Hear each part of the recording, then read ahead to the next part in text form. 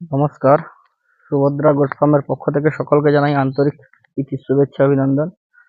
তো বন্ধুরা, আজকে নতুন একটা প্রতিবেদন নিয়ে চলে এসেছি। তো সেদিনকে বলেছিলাম যে ছাগলের এই গরমে হিট স্ট্রোক হতে পারে। তো হিট স্ট্রোক হচ্ছে।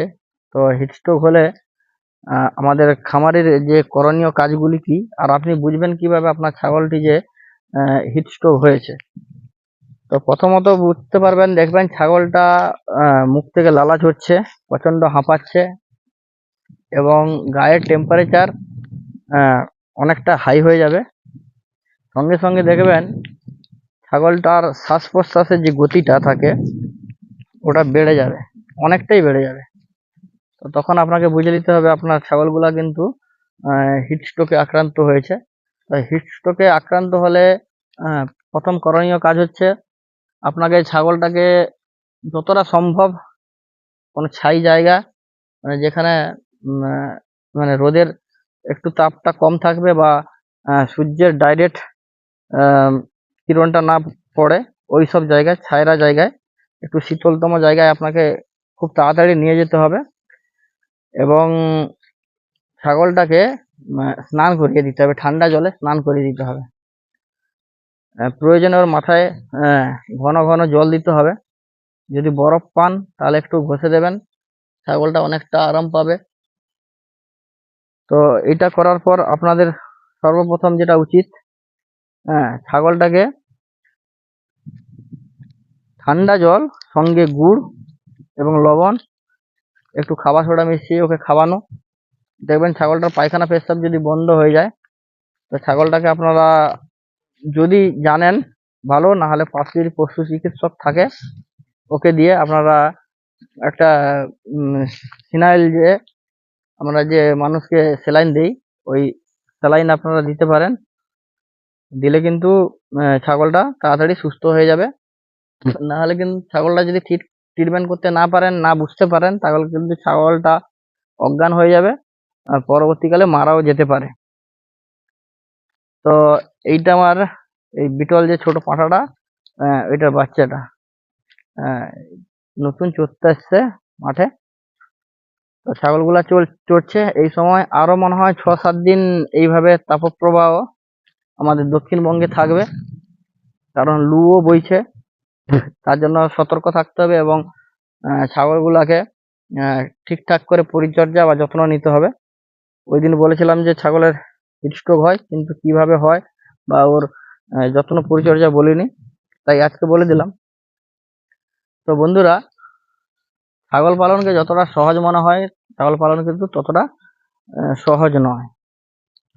ছাগল পালন করতে গেলে আপনাকে অনেকটা পরিশ্রম করতে হবে এবং আপনাকে অনেকটা এর পিছনে খাটনি খাটতে হবে। বাড়িতে বসে আড়ালে দুলালের মতো থাকলে কিন্তু ছাগল পালন করা সম্ভব নয়। লোক দিয়ে করা যায়, লোক দিয়ে করা গেলে লাভের পরিমাণ কম। তো যাদের বড় খামার বা বড় ফার্ম, তাদের দ্বারা সম্ভব। আমাদের দ্বারা, আমরা ছোট খামারি বা ক্ষুদ্র ছাগল পালক, আমাদের দ্বারা সম্ভব নয়। তো ছাগল পালন করতে গেলে আপনাদেরকে কিছু জিনিস শিখে রাখতে হবে। কোন ছাগলের কি অসুবিধা হচ্ছে, ছাগলের বিভিন্ন রকমের রোগ জ্বালা এবং ছাগলের লক্ষণগুলা, এগুলো আপনাদেরকে শিখে রাখতে হবে। আমাদের মাঠে পুরো ধান কাটা শেষ, এবং ছাগলগুলা আপাতত শ্রাবণ মাস পর্যন্ত এই মাঠেই চড়বে, ঠিক আছে? অনেক বড় মাঠ, যতদূর চোখ যায়। দেখেছেন মাঠটা অনেক বড়। এই আলে আলে যে ঘাসগুলো থাকে ওইগুলো ওরা খায়, এখন শ্রাবণ মাস পর্যন্ত খাবে। আর মাঠ থেকে যে ঘাস কাটি, আমি বলি ওই আল থেকেই ঘাস কাটি, আমি আর আমার ওয়াইফ। ছাগলগুলা খুব মনের আনন্দে চড়ছে।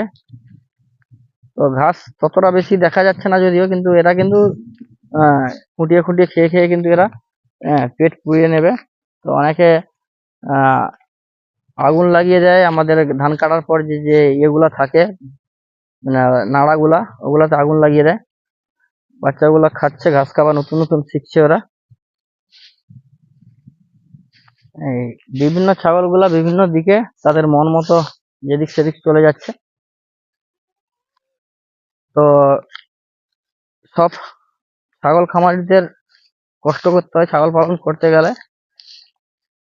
আমাদের এই 20-21টা ছাগল নিয়ে বর্তমান আমাদের খামার, এত কোনো বড় ছাগল বেশি ছাগল নেই।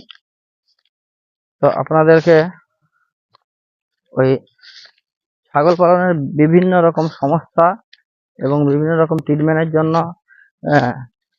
আমি ভিডিওগুলো করে থাকি। যতটা আপনারা শিখতে পারবেন ততটা ভালো, বা আমি সব শিখে বসে আছি এমনও নয়। কারণ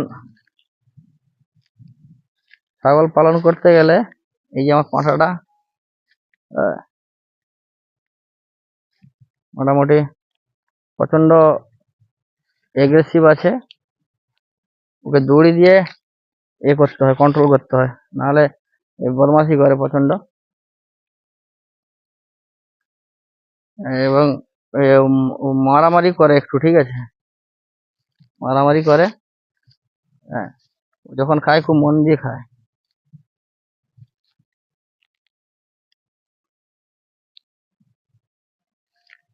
তো ছাগলগুলো চড়ছে মোটামুটি, এখন চড়বে 2-3 মাস ওরা। আর এখন ছাগলের গা থেকে ওদের লোম গুলা খসার টাইম, ঠিক আছে, লোম খসে আবার নতুন করে লোমও বেরোয়। আর ছাগলগুলা দেখবেন যখন তখন কিন্তু হিটে আসে না। শীতকালে ছাগলের হিটে আসার পরিমাপটা কমে যায়। ছাগলের এই সময় হিটে আসার পরিমাপটা কমে যায় শীতকালে। দেখবেন এই টাইমটা থেকে একদম বর্ষাকাল পর্যন্ত একটু হিটে এরা আসে বেশি। আর ওই টাইমটাই ওরা কনসেপ্ট করে। তো ছাগল পালন করতে গেলে অবশ্যই আপনাদের ঘাস চাষ করতে হবে। তো এটা আমার কিছুদিনের জন্য মাঠে চড়বে, তারপর আবার বাঁধা পড়ে যাবে যখন, তখন বাড়ির ওই লাগানো ঘাসগুলো ওরা খাবে।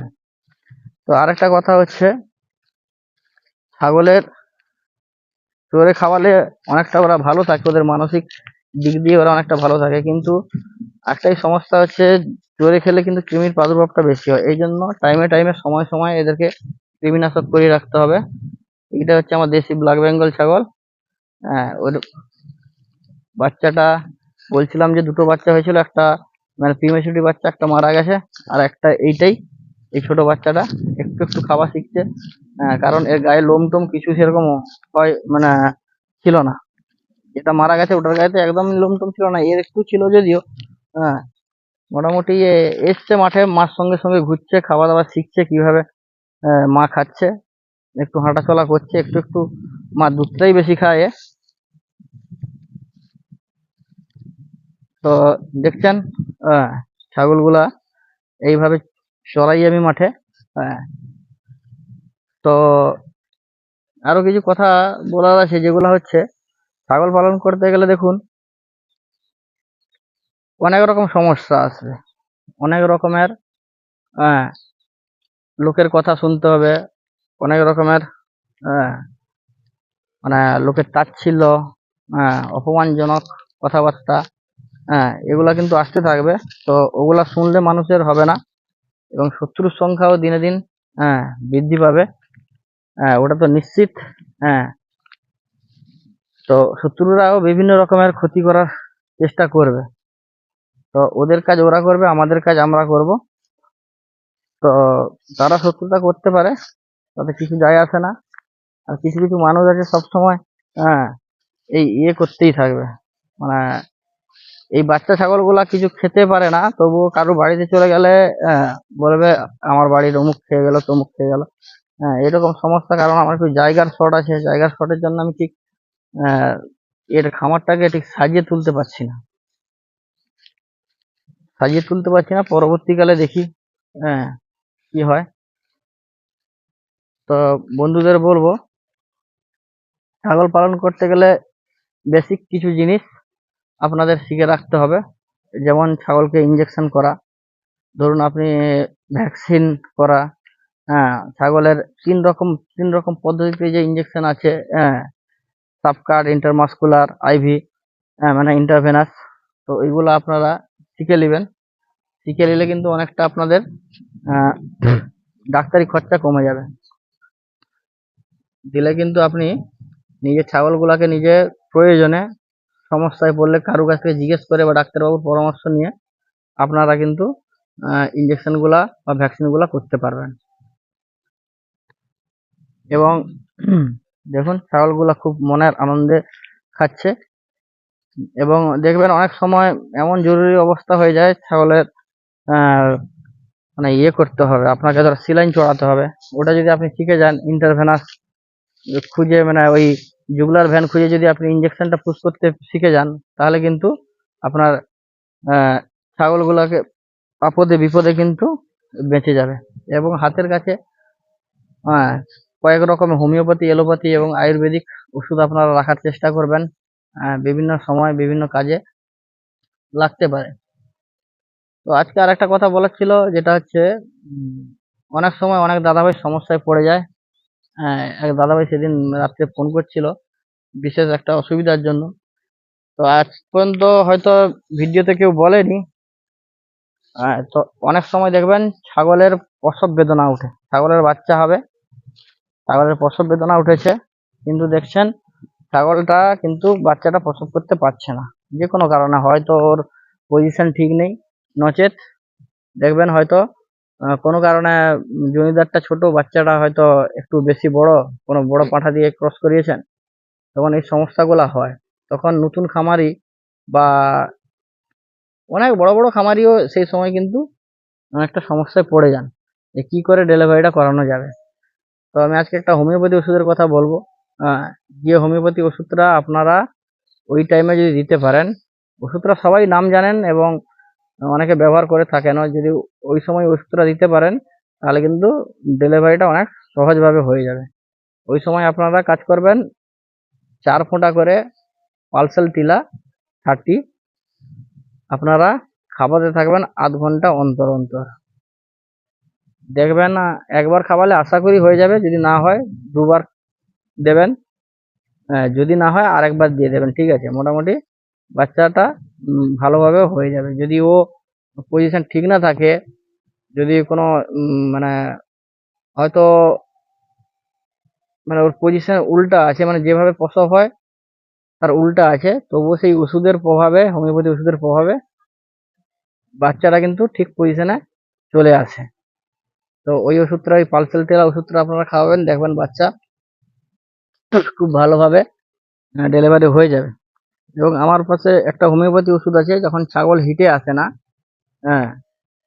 তো ওই ওষুধটা খাওয়ালে ছাগল হিটে আসবে। ওষুধটার দাম অনেক, তো ওষুধটার প্রয়োগ বিধিও পুরো সম্পূর্ণ আলাদা। তো অনেকে এলোপ্যাথির কথা বলে, কিন্তু আমি হোমিওপ্যাথি খাইয়ে অনেক ছাগলকে হিটে আনি বা এনেছি।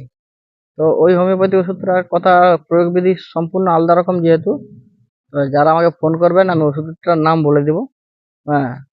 ওই ওষুধটা ভিডিও করছি না, কারণ যদি একটু কোনো গন্ডগোল হয়ে যায় ওষুধটার, তখন কিন্তু সমস্যা হতে পারে। তো ছাগলগুলা দুপুরেও আসে, মানে সকাল থেকে আসে, 7:30টার দিকে আসে চড়তে, 10টা 10:30 পর্যন্ত চড়ে। তো তখন কিন্তু অতটা ওরা ভালো খাবার খায় না, এই রোদের তাপটা চড়তে থাকে, ভালো খায় না। কিন্তু এই বিকেলের দিকটা ওরা খুব কম টাইম চড়লেও কিন্তু খুব তাড়াতাড়ি খায় এবং ভালো খায়, এবং পেট ভর্তি করে ওরা বাড়ি যায়। তো দেখছেন ছাগলগুলা খুব আনন্দে তৃপ্তির সহিত খাচ্ছে। ছাগল যত চড়ে খাবে তত ছাগল ভালো থাকবে এবং ওদের মানসিক অবস্থাও খুব ভালো থাকবে। তো বন্ধুরা, আজকে এই যে ভিডিওটা করছি, আজকে এই যে হোমিওপ্যাথি ওষুধটার কথা বললাম, তো ওটা অনেক দাদাভাই জানেন হয়তো, তো ওষুধটা প্রয়োগ করে দেখবেন যারা জানেন না, কিন্তু কাজ দেবে। বিশেষ করে নতুন খামারি, যারা এইসব নতুন নতুন সমস্যাগুলো পড়েন, তো ওনাদের সহযোগিতার জন্য সবসময় সুভদ্রা গোট ফার্ম আপনাদের কাছে আছে এবং থাকবেও। তো ছাগলগুলো ওদের মনের ইচ্ছায় ঘুরে ঘুরে খায়, যেদিক সেদিক যায়, আর মনের ইচ্ছায় খায়। আর বাচ্চা বাচ্চা যে ছাগলগুলাকে, ওদেরকে একটু আধটু মোটামুটি ভিটামিন দিয়ে রাখবেন। যতদিন মার দুধ খাবে, আপনার যেই ইচ্ছা মানে যে ভিটামিন পাওয়া যায় আপনাদের এলাকায় ওই ভিটামিন খাইয়ে রাখবেন, দেখবেন ওরা অনেকটা ভালো ও সুস্থ থাকবে। এবং দাদারা টাইমে টাইমে ভ্যাকসিন করবেন, সময় মতো কৃমিনাশক করবেন, দেখবেন ছাগল সুস্থ থাকবে এবং ভালো থাকবে। আপনি পরপর ছাগল ফার্ম সব শিখে যাবেন এবং পরপর মানে এই ছাগল পালনে আপনার যে ইচ্ছা, মনের ইচ্ছা বা উন্নতির শিখরে পৌঁছানো, ওটা কিন্তু আপনার হয়ে যাবে। এইটা আমার বুড়ি ঘাস খাচ্ছে, সবাইকে মারে, খুব অ্যাগ্রেসিভ, মানে খুব রাগী আছে। মানে ও প্রথম তো আমার, তো একটু মানে ওর কি বলে ঘরের ঘরের একটা মালিক মালিক টাইপের ওর ভাব থাকে সবসময় আর কি। মানে প্রথম প্রথম মানে কি বলে প্রথম এসছে তো তার এর ইয়েটা একটু বেশি আর কি, মানে পুরানো জিনিস। হ্যাঁ, তো ছাগলগুলা চড়ছে, তো আমার বাড়ির কাছাকাছি কিছু ছাগলগুলার গায়ে চর্মরোগ হয়েছে। তো সেই চর্মরোগ থেকে আমারও একটা দুটো ছাগলের গায়ে এসছে। তো ওটাকে আমি একটু টেম্পারেচারটা একটু কমলে আমি ওকে একটা ইঞ্জেকশন দেবো, ঠিক আছে? দিলে কিন্তু ওর চর্মরোগটা কমে যাবে। তো সবগুলাকেই দিয়ে দেবো, ওটা দিলে কোনো ক্ষতি নেই। কৃমিও মরে, এঁটুলি, তারপরে আপনার ওই ঠিকরা কালো পোকাগুলা, ওগুলাও মরে। 3 মাস বয়সের ওপরে যে কোনো ছাগলকে কিন্তু ওই ইঞ্জেকশনটা দেওয়া যাবে। হাইটেক ইঞ্জেকশনটার নাম আইভারমেকটিন। ওটা কৃমিও মরবে, বিভিন্ন রকম পরজীবী, বহিঃপরজীবী, অন্তঃপরজীবী দুটো সারাই মরবে এবং ছাগলের গা অনেকটা উজ্জ্বল হবে, চকচকে হবে। এবং ওই যে চুল ঝরা, বিভিন্ন রকম চর্মরোগ, বিভিন্ন রকমের মানে গায়ে বেরোনো র্যাশ ফ্যাশ, ওগুলা কিন্তু আর হবে না। এবং দ্বিতীয় নম্বর হচ্ছে ছাগলকে মাঝে মধ্যে স্নান করিয়ে দেবেন, ঠিক আছে? আমাকেও একটু স্নান করাতে হবে এদের, কোনো ভালো সাবান বা শ্যাম্পু দিয়ে ওদেরকে স্নান করিয়ে দেবেন। তো আমাকেও স্নান করাতে হবে, স্নান করালে ছাগল ভালোই থাকে। অনেকে বলে স্নান করালে ছাগলের ঠান্ডা লেগে যায়, জ্বর হয়, এগুলো কিন্তু ভুল কথা। ছাগলকে ঠিক সিস্টেম অনুযায়ী স্নান করালে ছাগলের কোনো অসুবিধা হবে না। আমিও ছাগলগুলোকে স্নান করাবো, কিন্তু সেদিন ভিডিওটা করতে পারি কি পারি না দেখি। যদি পারি আপনাদেরকে ছাগলের স্নান করাটা দেখাবো। তো আর যে দাদা ভাইরা ছাগল ফার্ম নতুন করতে চাইছেন, এই টাইমটা হচ্ছে ছাগলের ফার্ম করার উপযুক্ত টাইম। কারণ না বর্ষাকাল না শীতকাল, ছাগল বেশি শীতকালেই আর বর্ষাকালেই কষ্ট পায়। ওরা মোটামুটি 40 থেকে 45 ডিগ্রি টেম্পারেচার, মানে রোদের যে এটা ওরা সহ্য করে নিতে পারে, কিন্তু ঠান্ডা পড়লে ওরা সহ্য করতে পারে না, অসুস্থ হয়ে যায়। তো এই যে গরমকালটা, তো ওদের কিন্তু অসুবিধা কিছু হচ্ছে না, ওরা ঠিকই আছে, খাচ্ছে দাচ্ছে। হয়তো প্রখর রোদটা লাগানো যাবে না, এটা মানুষের ক্ষেত্রে প্রযোজ্য, কিন্তু শীতকালে বর্ষাকালে এদের সমস্যাটা একটু বেশি হয়, ভিজে গেলে বা ঠান্ডাটা বেশি পড়লে এদের সমস্যা হয়। তো ওদের শেষ সময় ওদের মানে মানসিক তনাবও অনেকটা বেড়ে যায় বা মানসিক স্থিতিটা ও খারাপ হয়ে যায়, ওরা স্ট্রেসে পড়ে যায় বর্ষাকাল আর শীতকালে যখন ওয়েদার বেশি চেঞ্জ হয়। তো গরমকালটায় অনেকটাই ওরা ভালো থাকে। মাঝে মধ্যে একটু আধটু অসুস্থ হবে, একটু পাতলা পায়খানা বা অন্য কিছু হতে পারে, হাতের কাছে পাতলা পায়খানা ওষুধ রাখবেন। তো ওটা নিয়ে বড় কথা নয়। আর দেখবেন এই সময় হচ্ছে উপযুক্ত, কারণ এই সময় কাদা বর্ষা থাকে না, ফার্ম নতুন তৈরি করতেই সুবিধা, কারণ ঘরটর বানাতে অনেকটা কাজে দেবে, বাঁশ হোক কাঠ হোক এই সময় শুকাতেও সুবিধা। আপনারা এই সময় ফার্মটা করতে পারেন এবং সঙ্গে সঙ্গে ঘাসের চাষও করতে পারেন এবং ছাগলও তুলতে পারেন। ছাগল তুলতে গেলে আপনারা যতটা সম্ভব যে কোনো খামারির কাছ থেকে ছাগল তুলবেন, যে আমার কাছ থেকে তুলতে হবে মানে নেই, আমার ছাগল বিক্রি নেই বর্তমান।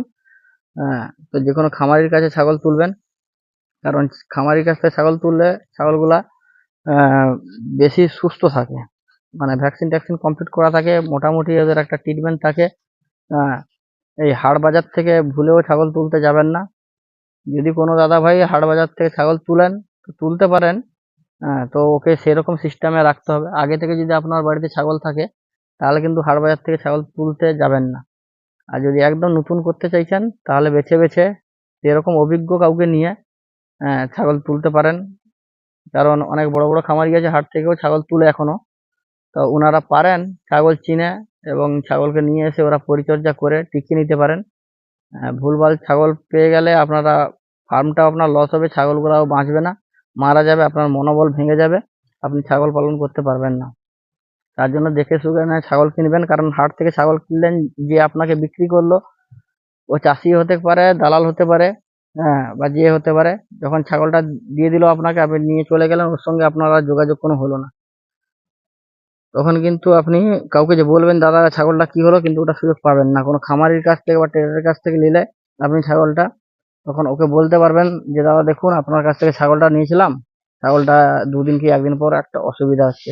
তো আশা করি ওই দাদা ভাই আপনাদেরকে সুপরামর্শ দেবে যে ছাগলটাকে এইভাবে রাখতে হবে বা এইভাবে ট্রিটমেন্ট করুন, ভালো হয়ে যাবে। তো এইসব অনেক ব্যাপার থাকে ছাগল পালন করতে গেলে। হুম, তো বুঝে শুনে বুদ্ধি খাটিয়ে আপনাদেরকে করতে হবে।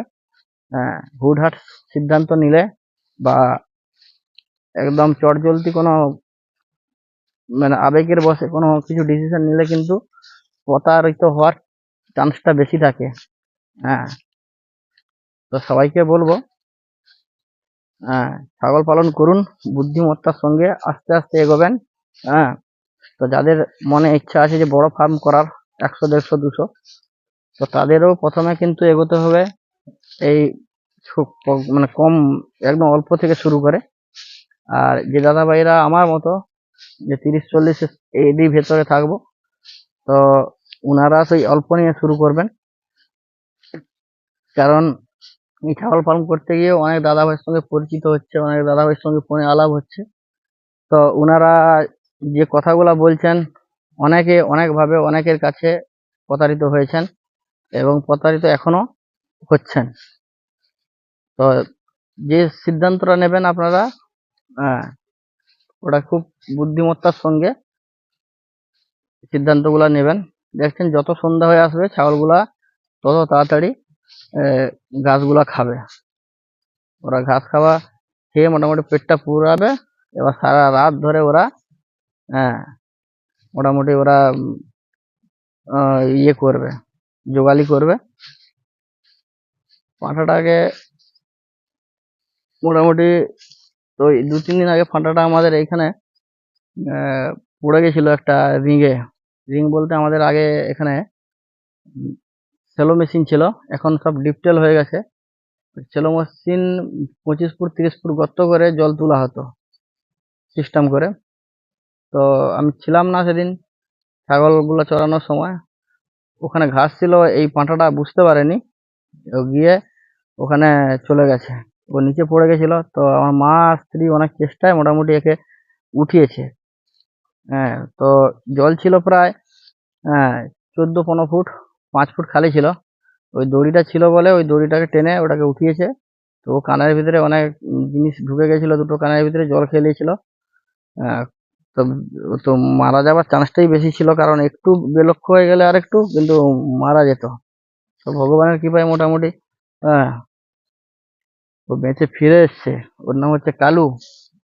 হ্যাঁ, কালু মোটামুটি বাড়িতে ভাত খান আর যা খান ও মোটামুটি নজর দিয়ে বসে আছে, ওকে দিতে হবে বাবু। তো সবাইকে বলবো ছাগল পালন করুন। যখন শুরু করবেন ভাবছেন শুরু করে দিন। তো ধীরে ধীরে আস্তে আস্তে, তো আমার প্রতিটা ভিডিওর ভেতরে যাই টাইটেল থাকুক বা যাই থাম্বনেল থাকুক, কিছু ওষুধের ব্যাপার তো থাকবে। কি ওষুধ কি কাজ, হোমিওপ্যাথিও থাকতে পারে, এলোপ্যাথিও থাকতে পারে। তো ভিডিওগুলা প্রথম থেকে শেষ পর্যন্ত দেখবেন, না টেনে। তো আপনাদের জন্য কষ্ট করে ভিডিও বানাচ্ছি, আর আপনারা যদি টেনে টেনে দেখেন আর কোথা থেকে হবে। আর সবাইকে বলবো যে চ্যানেলটা লাইক করবেন, সাবস্ক্রাইব করবেন এবং কমেন্ট করবেন। অনেক দাদাভাই ভিডিও দেখে বেরিয়ে যান, সাবস্ক্রাইব করেন না। তো আমারও উচিত ছিল একটা সাবস্ক্রাইবের একটা ইয়ে দেওয়া। কিন্তু আমি এতটা ভালো জানি না মোবাইলের সম্বন্ধে। তো চেষ্টা করব একটা ভিডিও চলাকালীন একটা সাবস্ক্রাইবার ইয়ে দিতে, কারণ যত সাবস্ক্রাইবার হবে বা আপনারা যত ভিডিওগুলো দেখবেন তত ভিডিও করার আগ্রহ বাড়বে। আর আপনারা যদি না সহযোগিতা করেন, ভিডিও করার আগ্রহটা হারিয়ে যাবে পরপর। তো অনেক চ্যানেল হয় নতুনভাবে, অনেক চ্যানেল আবার বন্ধ হয়ে যায়। তো এই মনোবলটা ঠিক রাখতে পারেন না, কারণ ভিউ হচ্ছে না, বা এখানে ভিডিও করলে যে ইনকাম হবে সেটা নয়, ইনকামের কথা অনেক পরে। তো আপনাদের সহযোগিতার জন্য করছি, যাতে আপনারাও শিখেন, আমারও শিখার আরো বেশি আগ্রহ থাকে। 5টা জনের সঙ্গে পরিচয়, 5টা জনের সঙ্গে কথাবার্তা, তো এই জন্যই ভিডিও করা। তো ইউটিউব করলে যে এখানে লক্ষ লক্ষ টাকা বা হাজার হাজার টাকা কামানো যায়, তো সেটা হয় না। অনেকে কামান, হয়তো আমাদের সে পর্যন্ত আমরা পৌঁছতে পারিনি। তো আপনারা সাবস্ক্রাইব করবেন, কাছে থাকবেন, সঙ্গে থাকবেন, তত আমার ভিডিও বানাতে আগ্রহ বাড়বে। তো সুভদ্রা গোট ফার্মের পক্ষ থেকে সকলকে আন্তরিক প্রীতি শুভেচ্ছা অভিনন্দন। তো বন্ধুরা, কাছে থাকবেন, সঙ্গে থাকবেন, আপনাদের জন্য প্রতিদিন কোনো মানে ইনফরমেশন যুক্ত ভিডিও আপনাদের জন্য নিয়ে আসার চেষ্টা করব। ধন্যবাদ।